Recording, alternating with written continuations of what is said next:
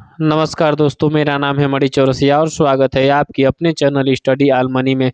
तो दोस्तों आज हम लोग हिंदी में जो है कि ये तीसरा क्लास है। इसमें क्या कहें, हम लोग वर्णमाला पढ़ रहे हैं, जो कि इसमें हमने कुछ बेसिक्स जो है कि क्लास कर लिया था। ठीक, आज हम लोग क्या करेंगे, स्वरों का वर्गीकरण पढ़ेंगे।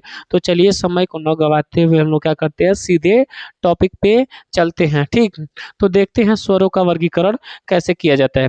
तो हेडिंग बाबू आप लोग डालेंगे, क्या डालेंगे यहाँ ध्यान देंगे। सबसे पहले हेडिंग आप क्या डालेंगे, स्वरों का स्वरों का वर्गीकरण।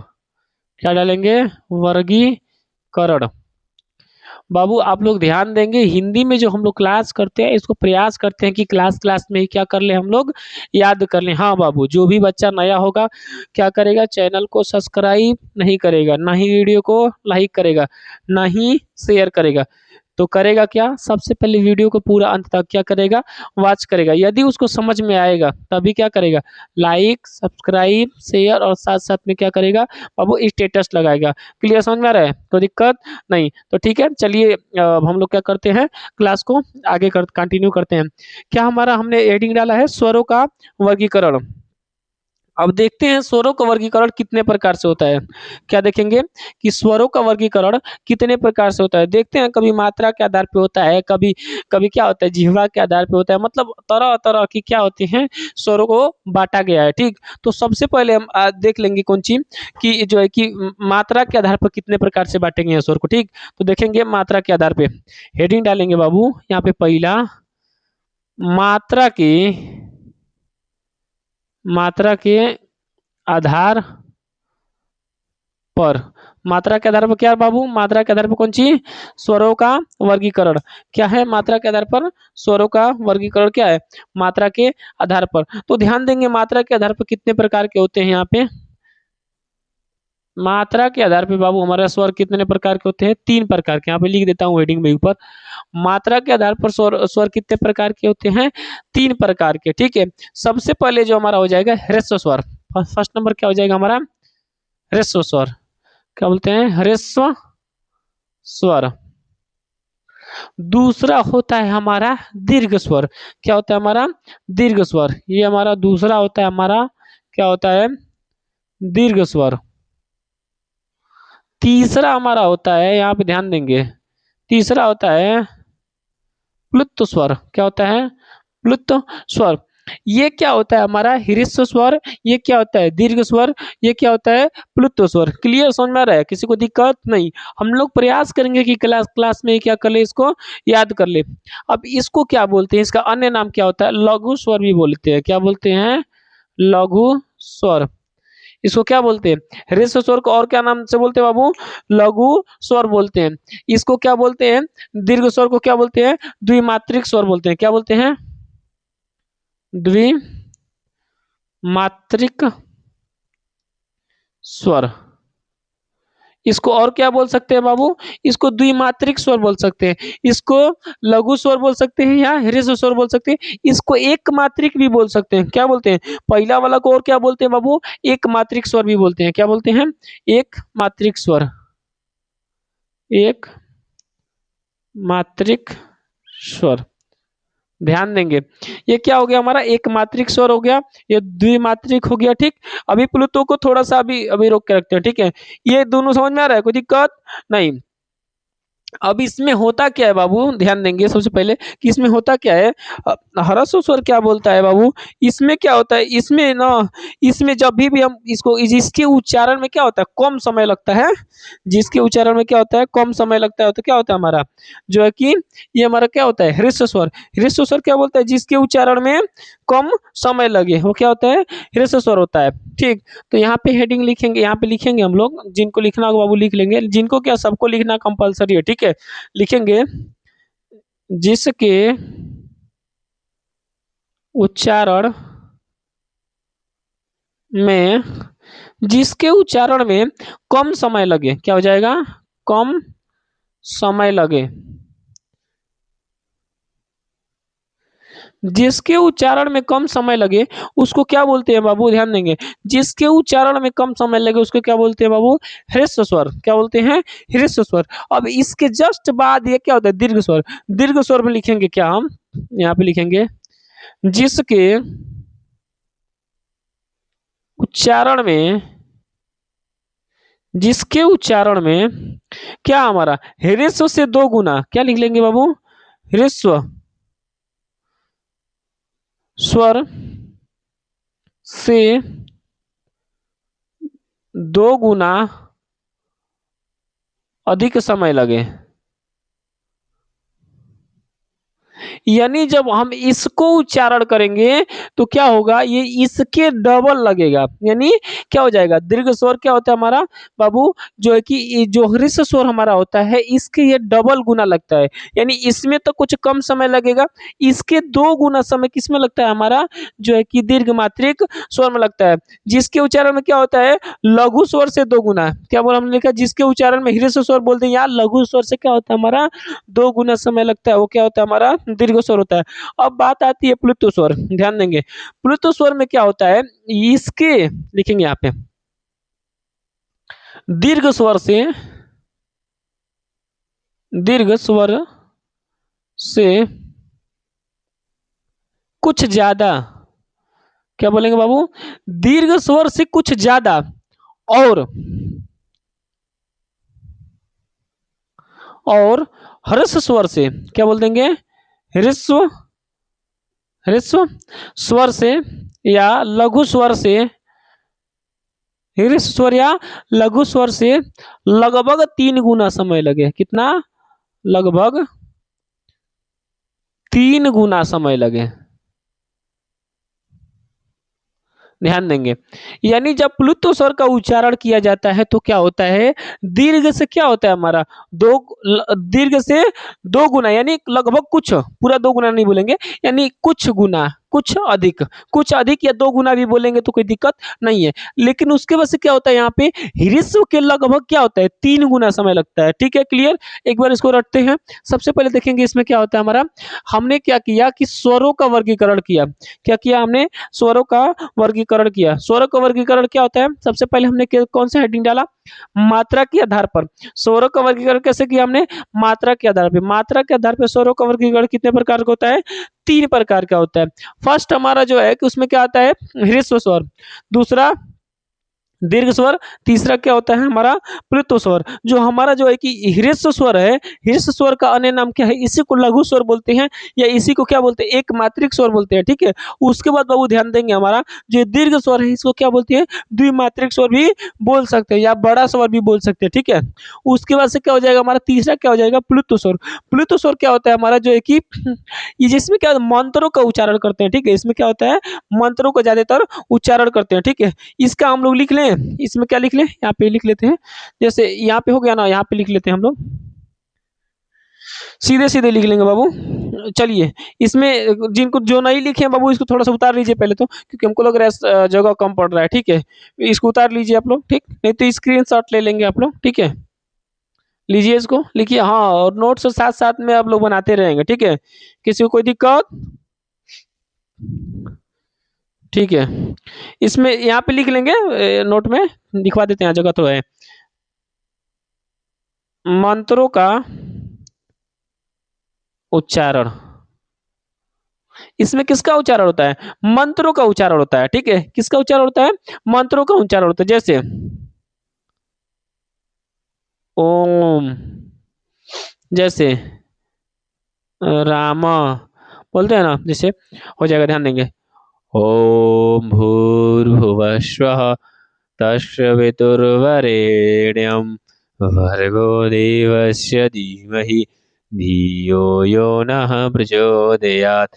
यानी मंत्रों का जो भी उच्चारण होता है हमारा, किस में चला जाता है बाबू, प्लुत्व स्वर में चला जाता है। ठीक है, कोई दिक्कत नहीं। अब देखेंगे ह्रस्व स्वर। ह्रस्व स्वर में हमारे कौन कौन आते हैं, यहाँ पे ध्यान देंगे। ह्रस्व स्वर या लघु स्वर, इनकी संख्या कितनी होती है वो भी हम जिक्र करेंगे। तो सबसे पहले देखेंगे इसमें अ, ई, उ, री।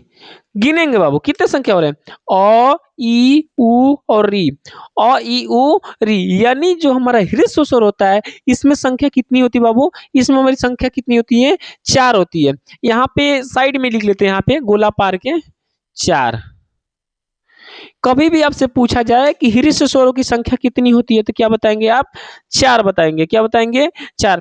अब इसी प्रकार से हम आ जाएंगे दीर्घ स्वर, जो बच जाता है कौन सा, वो दीर्घ स्वर में चला जाता है। ठीक है, ध्यान देंगे यहाँ पे कौन सा आता है हमारा, आ। देखो, आ हो गया, बड़ी हो गया, ठीक है, बड़ाऊ हो गया, री तो चला गया, अब कौन सा आएगा, ए आएगा, आए आएगा, ओ आएगा, औ आएगा। अंग और अ को ले लें, बताइए कितने बालक सहमत है कि अंग और अ को ले लें।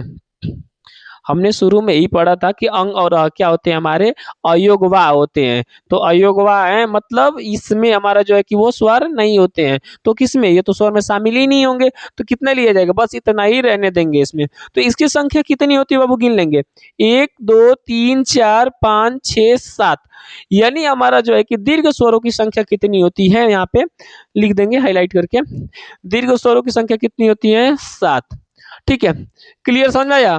ह्रस्व स्वरों की संख्या कितनी है हमारी, 4। दीर्घ स्वरों की संख्या कितनी होती है, 7। प्लुत्व में संख्या नहीं पूछता है। क्लियर समझ में आ रहा है, कोई दिक्कत नहीं, रट लेंगे आप लोग। ठीक है, अब इसमें एक आता है यहीं पे साथ ही साथ में हम लोग रट लेंगे, क्या होता है, मात्रा रट लेंगे। यहीं पे आप जैसे ऊपर हम लोग मात्रा लगाते हैं जब छंद वंद पढ़ते हैं तब, जैसे मान लीजिए दोहा हमारा हो गया, रोला हो गया, सोरठा हो गया, जब ये सब पढ़ते हैं तो उसमें क्या होता है, मात्रा लगा होता है। ठीक है, तो जो मात्रा लगाते हैं वो कैसे होता है, यहीं से हम थोड़ा-सा जानने का प्रयास करेंगे।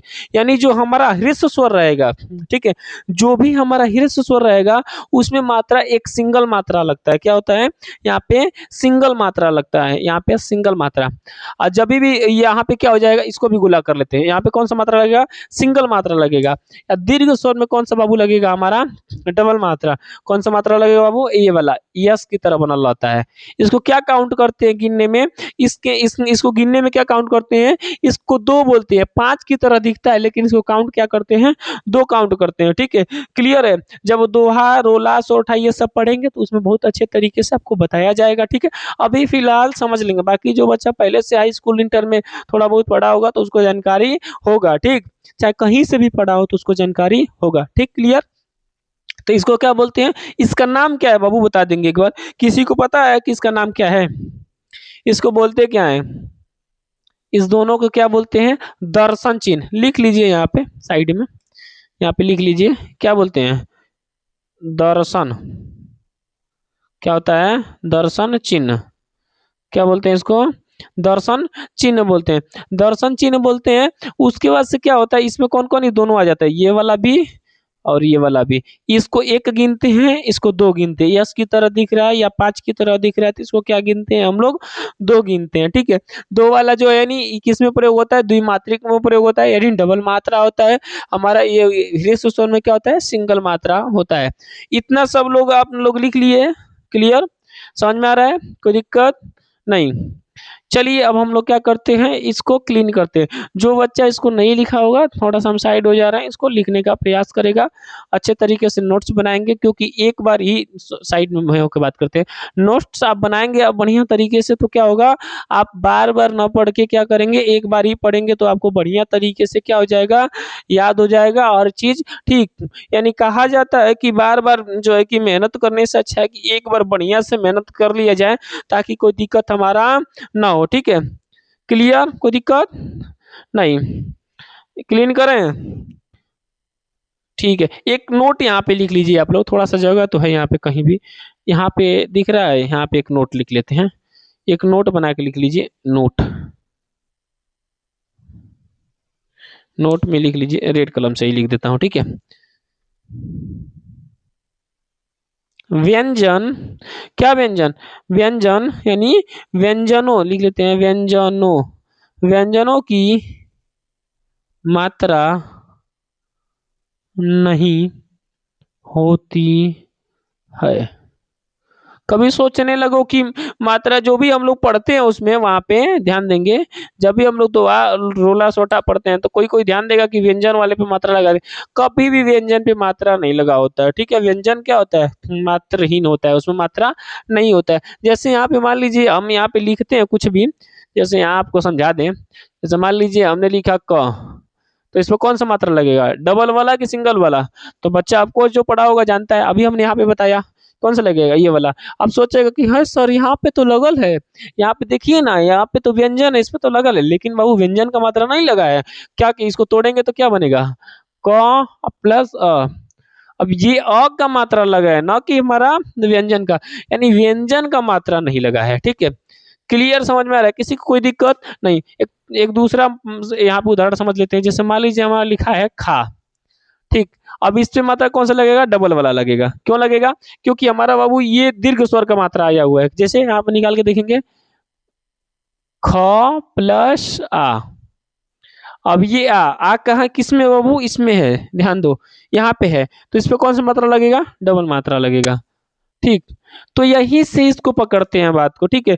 यानी व्यंजनों की मात्रा नहीं होती है। चलिए अब इसको क्लीन करते हैं, उम्मीद है कि सब लोग ये क्या किए होंगे, लिख लिए होंगे, ठीक है? चलिए इसको क्लीन करते हैं। जो नहीं लिखा होगा वो स्क्रीनशॉट ले लेगा, साइड में हो जा रहा हूँ, ठीक है? चलिए, सबको याद हो गया कि एक बार और रटा दूँ इसको? ठीक है, देख लेता हूँ। सबसे पहले क्या मात्रा के आधार पर एक बार रटेंगे हमारे साथ। मात्रा के आधार पर स्वरों को कितने कितने प्रकार बाबू? 3 प्रकार। मात्रा के आधार पर कितने? 3 प्रकार। ह्रस्व स्वर, उसके बाद से कौन-सा? दीर्घ स्वर, उसके बाद से प्लुत स्वर। ह्रस्व स्वर क्या होते हैं बाबू हमारे? ह्रस्व स्वर में क्या होता है? जिसके उच्चारण में कम समय लगे, क्या होता है हमारा? ह्रस्व स्वर होता है। दीर्घ स्वर क्या होता है? ह्रस्व स्वर के माफिक क्या होता है? 2 गुना समय लगता है तो क्या हो जाएगा हमारा? दीर्घ स्वर हो जाएगा। अब आता है प्लुत स्वर। प्लुत स्वर क्या बोलता है? जो कि दीर्घ से कुछ अधिक समय लगे या 2 गुना समय लगे, और जो है कि हमारा लघु स्वर से क्या होता है हमारा? 3 गुना, लगभग कितना गुना लगे? 3 गुना समय लगे, वो क्या होता है हमारा? प्लुत स्वर होता है। इसमें जो है कि मंत्रों का उच्चारण किया जाता है, किसमें? प्लुत स्वर में। बाकी इसमें क्या होता है? इसमें सिंगल मात्रा होता है, इसमें दीर्घ में डबल मात्रा होता है। क्लियर समझ में आ रहा है? किसी को कोई दिक्कत नहीं, ठीक है? चलिए अब इसको क्लीन करते हैं। अब आगे देखते हैं, ठीक?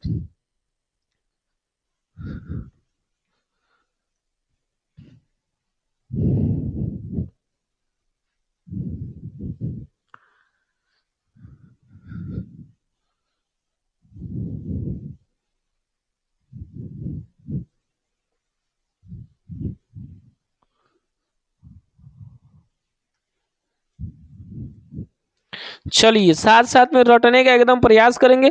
अब इसके बाद हम पढ़ेंगे बाबू जिह्वा के आधार पे। किसके आधार पे? जिह्वा के आधार पे। तो हेडिंग क्या डालेंगे? स्वर का वर्गीकरण में किसका पढ़ेंगे बाबू? जिह्वा के आधार पर, ध्यान देंगे। यहाँ पे लिखते हैं जिह्वा के आधार पर। अब जिह्वा के आधार पर ध्यान देंगे, जिह्वा के आधार पर स्वरों का वर्गीकरण पढ़ेंगे। इसमें भी बाबू कितना होता है हमारा? 3 होता है। कितना होता है? 3 होता है। जिह्वा के आधार पर कितना होता है? 3 होता है। ध्यान देंगे, जिह्वा के आधार पर कितना? 3। चलिए, समझेंगे बात को। जिह्वा के आधार पर कितना होता है? 3 होता है। अब ध्यान देंगे कि तीनों में कौन-कौन होता है? जैसे हमारा क्या होता है यहाँ पे अग्रस्वर। क्या होता है बाबू? अग्रस्वर, मध्य स्वर, मध्य स्वर। तीसरा क्या होता है हमारा? पश्च स्वर होता है। क्या होता है? पश्च स्वर। यानी हमारा जिह्वा के आधार पे कितने प्रकार का होता है बाबू? 3 प्रकार का होता है। अग्र स्वर, मध्य स्वर और पश्च स्वर, ठीक है? अब इसमें ध्यान देंगे कि कौन कैसे क्या होता है, ठीक है? अग्र स्वर में क्या होता है? यहाँ पे लिखेंगे बाबू, लिखेंगे पहले फिर एक बार इसको याद करने का प्रयास करेंगे। इसमें क्या होता है? जीभ, जीभ के अगले क्या होता है बाबू? जीभ के अगले हिस्से, जीभ के अगले हिस्से से क्या होता है? अगले हिस्से, जीभ के अगले हिस्से से उच्चारित किए जाते हैं।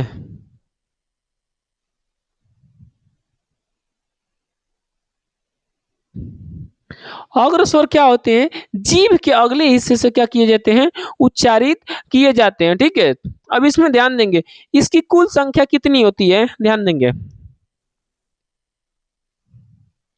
कुल संख्या, इसकी कुल संख्या जो हमारी होती है 4 होती है। कितनी होती है बाबू, 4 होती है इसकी कुल संख्या। कौन कौन हमारा बाबू, ध्यान देंगे, ई हो गया, ई हो गया, ए हो गया, अय हो गया, ठीक है। उसके बाद आता है हमारा कौन सा, मध्य स्वर। अब ध्यान देंगे मध्य स्वर को, इसको अन्य नाम इसका क्या है बाबू, इसी को उदासीन स्वर भी बोलते हैं। क्या बोलते हैं इसको, उदासीन स्वर। हाईलाइट में लिख लेंगे इसको, उदासीन स्वर क्या बोलते हैं इसको, और उदासीन स्वर भी बोलते हैं। क्लियर समझ में आ रहा है, किसी को कोई दिक्कत, क्या होता है, उदासीन स्वर भी इसको बोलते हैं। इसका लिखेंगे यहाँ पे, जीभ के क्या होता है, जीभ के मध्य हिस्से, जीभ के मध्य हिस्से से उच्चरित होते हैं।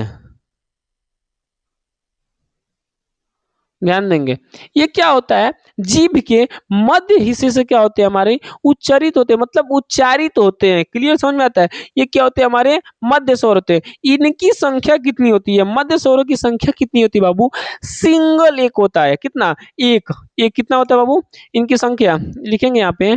चलिए यहाँ पे कुल संख्या लिखे, यहाँ पे डायरेक्ट लिख दे रहे हैं। कितना हो रहा है बाबू, एक होता है। क्या होता है हमारा, एक होता है। यहाँ पे कुल संख्या डाला, बार बार लिखने की कोई जरूरत नहीं। यहाँ पे 4 होता है, यहाँ पे कितना होता है हमारा, एक होता है।